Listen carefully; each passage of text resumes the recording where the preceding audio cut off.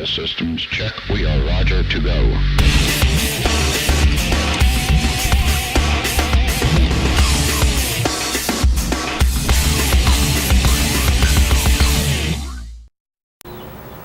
Welcome to the high desert of the great American Southwest. I'm Norm Morrison, and this is the Santa Fe Report. Well, I'm not going to be speaking about what I'd originally intended today. And what I'd originally intended to speak about was vision and dreams.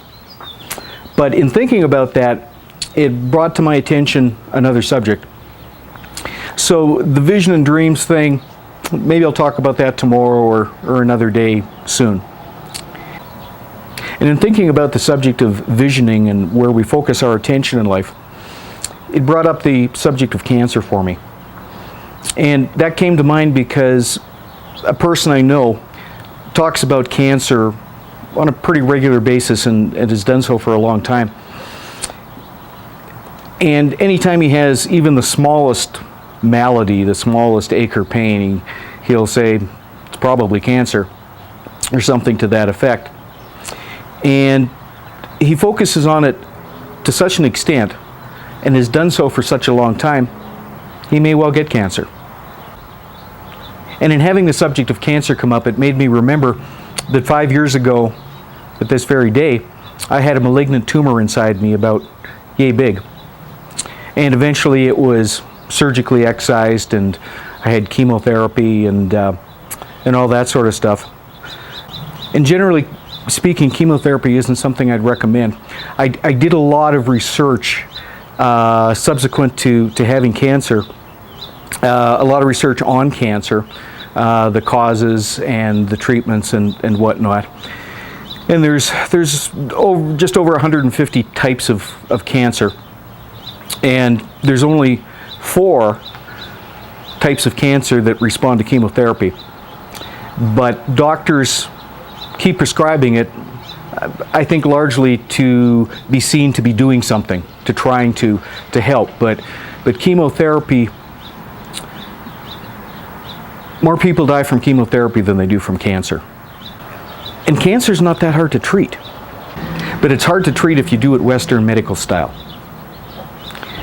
If I develop cancer again, and I don't expect to, but who knows, what I would immediately do is cut out all sugar in my diet. I would immediately go on a complete raw food diet. No refined carbohydrates, no carbohydrates of any kind other than vegetables. Cut out fruits because fruits are high in sugar. And that's, for the most part, all I would really need. There are some very good treatment centers in the US and one in Mexico. And there's some good treatment centers in Europe, particularly in Germany. Half a dozen or so doctors, oncologists in the US that are very good that I would trust with my disease. When I discovered I had cancer, it was a very scary time. But not primarily because of the cancer itself. It was for other outside reasons, which I won't go into that because that's not within the purview of what I want to talk about today. But I wasn't scared of dying. Many years ago, when I was in my mid-20s, I had an experience that left me with no fear of death. So I wasn't afraid of dying. What frightened me was that I might not be able to continue my life, to do all the things that I wanted to do, to see what life had in store for me, to see what life had in store for my daughter and what she did with her life. But what one of the scariest parts is that for the most part during the whole cancer episode for me, I was alone. And it wasn't that I didn't have any friends available, but some of the training that I had earlier on in my life taught me that you tough it out. If you have to face it alone, you do. And at that time, I was still kind of functioning from that mindset. And cancer is not something that anybody should have to go through alone, or any major disease.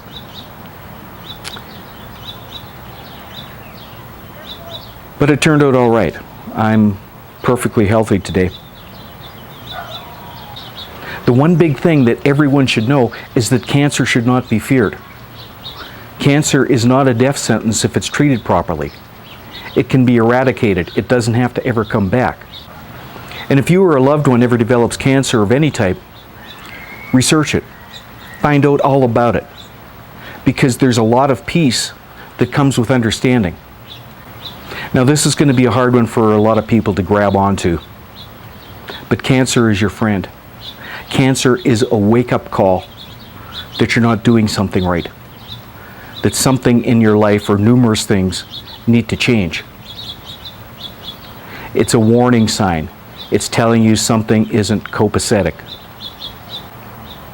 But the fear around cancer is so huge that it grabs a hold of just about everyone. And if you haven't had cancer yourself, you certainly know someone close to you that has. A friend, a relative, co-worker. Please don't feed into that fear.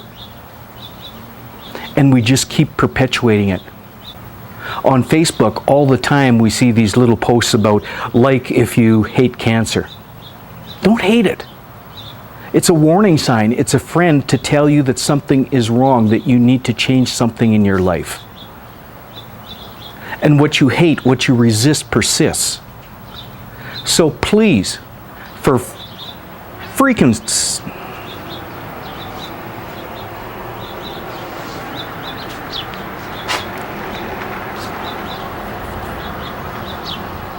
So please don't add to the fear that's already there.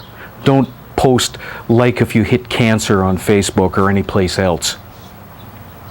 You're just adding to it. And you don't need to fear it. You need to pay attention to it. And if you or anyone else you know develops cancer, embrace it and say thank you. Thank you for showing me that I need to make some changes in my life. And those changes may be dietary or environmental, or a change in the way you think about things. Don't make cancer out to be a scary monster that it isn't. It can be effectively treated, and it can go into 100% remission. As with everything in life, fear is the biggest enemy. I'm Norm Morrison. This is the Santa Fe Report. Take care, folks.